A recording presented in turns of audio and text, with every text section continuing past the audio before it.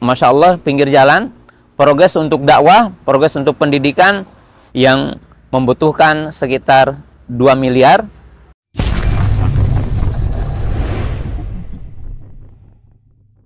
Bismillah. Assalamualaikum warahmatullahi wabarakatuh. Alhamdulillah wassalatu wassalamu ala Rasulillah wa ala alihi wa ashabihi wa man tabi'ahum bi ihsanin ila yaumil amma ba'du. Kaum muslimin yang dimuliakan Allah Subhanahu wa taala di mana saya berada. Kami hari ini, saya Ustadz Abu Qatada, berada di Dusun Babakan Jaya, Desa Kedung Wuluh, Kecamatan Padaherang, Kabupaten Pangandaran. Berada di sekitar kaum muslimin yang kebetulan di sini ada sebuah yayasan yang namanya adalah Mutiara Sunnah, bermaksud untuk membebaskan sebidang tanah sekitar lebih dari 200 bata yang memerlukan dana tidak kurang dari 2 miliar insya Allah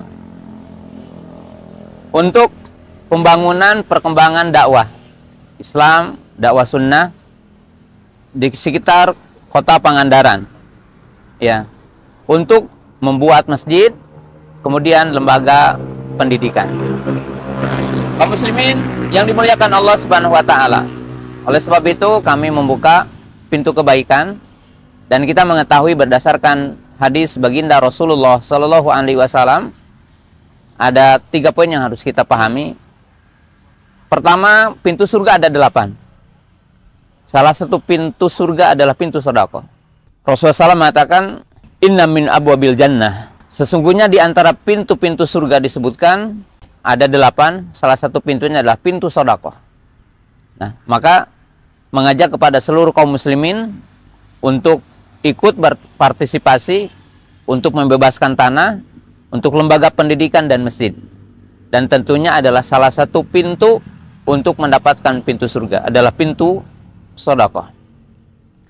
Kemudian yang kedua, baginda Rasulullah Sallallahu Alaihi Wasallam mengatakan ada 7 amalan yang amalan itu akan tetap mengalir kepada kita. Disebutkan dalam hadis Abu Hurairah radhiyallahu taala anhu, Inna mimma yulhaqu alal mu'min min amalihi ba'da mautihi. Jadi ada amalan-amalan, bahkan disebutkan dalam ayat yang lain ada 7 amalan yang bisa tetap mengalir kepada seorang mukmin walaupun dia berada di alam kuburnya, walaupun dia telah mati. Kemudian Nabi SAW menyebutkan dari yang 7 ini, yang pertama ilman nasarohu, yaitu ilmu yang disebarkan. Yang kedua, waladan solihan tarokahu, anak yang soleh yang senantiasa mendoakan kepadanya. Yang ketiga adalah nahron ajroh, yaitu irigasi yang itu menjadi pengairan bagi kaum muslimin dan menjadikan satu amal.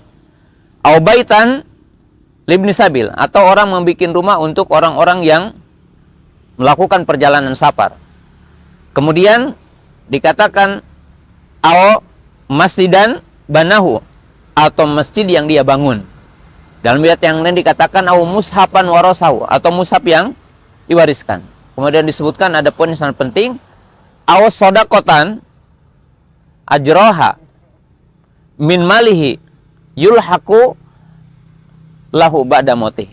Kemudian disebutkan atau sodakoh jariyah, ya, dari harta yang dia keluarkan yang senantiasa akan mengitu kepadanya.